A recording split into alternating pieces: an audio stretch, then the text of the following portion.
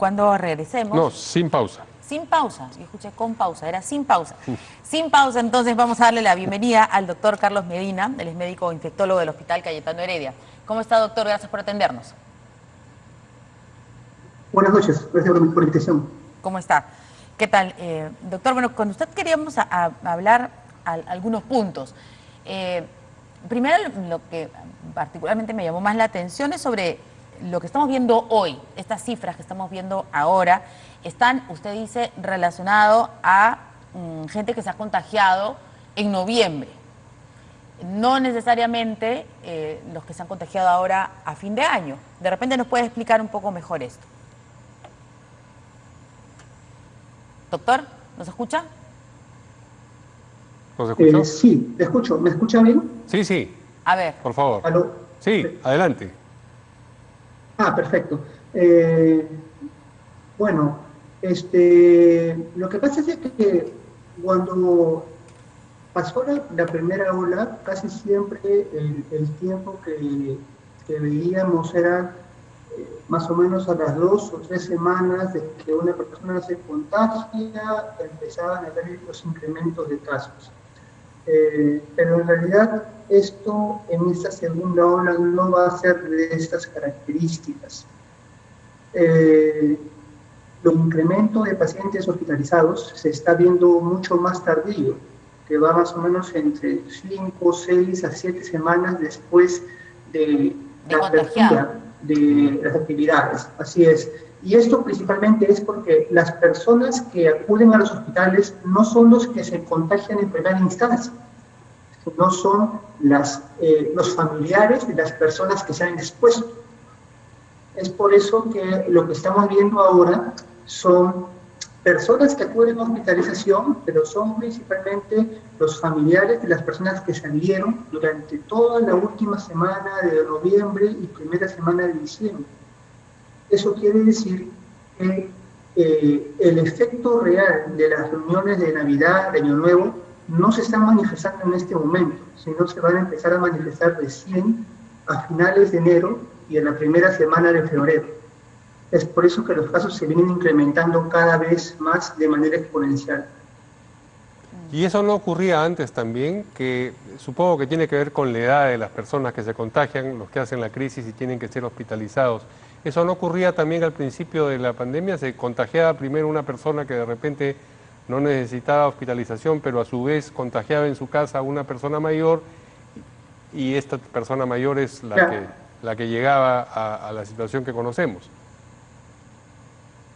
Claro, lo que pasa es de que antes pues salían todos y la transmisión era más homogénea. Ahora los que salen más, los que están más en actividades son la gente joven. Gente joven que no siempre hace sintomatología o lo hace muy leve. Sí. Entonces, cuando esas personas empiezan a desarrollar enfermedad, recién ahí empiezan a contagiar. Y en este momento recién se contabiliza el periodo de incubación y el periodo de enfermedad de las personas susceptibles, que muchas veces están en casa, que después van a ser formas severas. Porque, digamos, la curva, la parte más baja de la curva de la primera ola, porque nunca hemos llegado, digamos, a cero, pero la parte más baja fue en noviembre, ¿no es cierto? Entonces, imagino que hay, y fue a partir de noviembre también que comenzamos a abrir en general todos los rubros.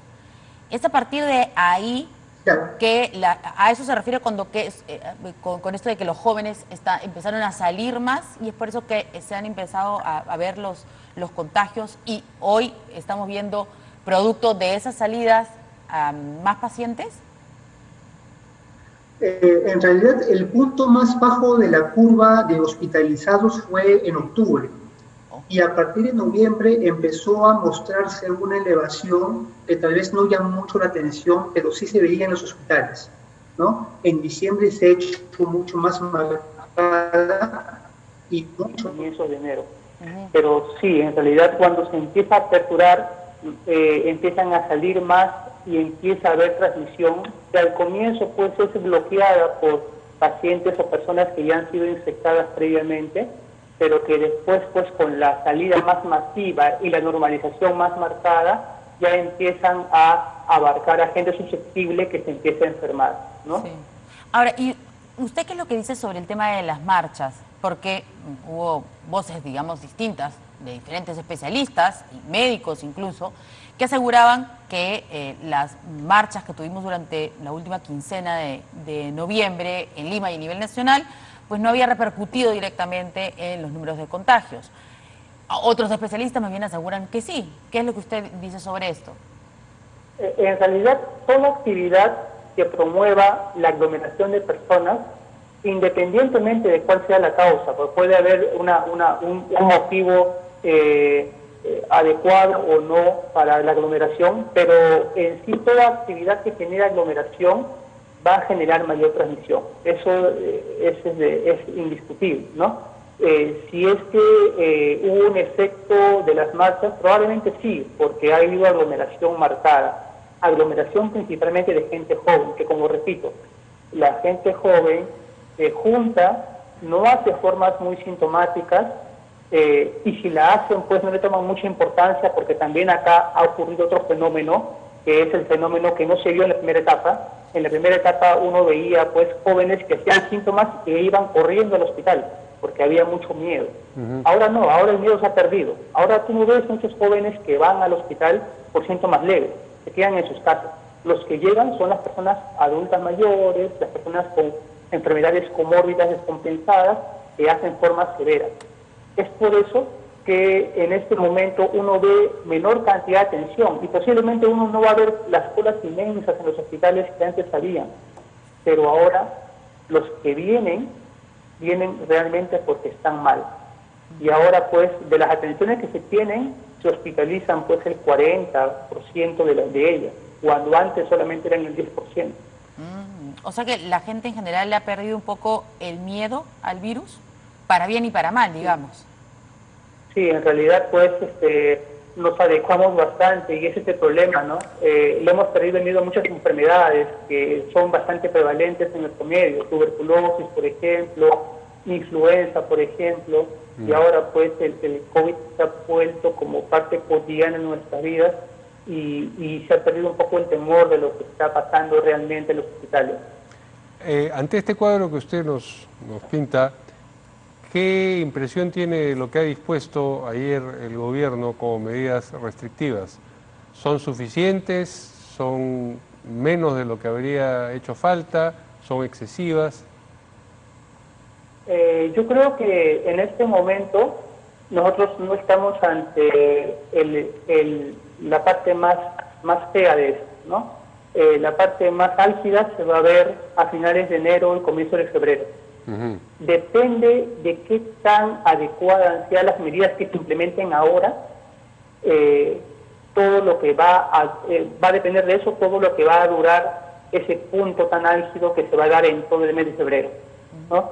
Si iniciamos tempranamente medidas que promuevan el distanciamiento, que promuevan el uso de mascarillas, que promuevan la transmisión, vamos a poder, ese pico que se va a alcanzar en febrero pueda pasar de manera más rápida.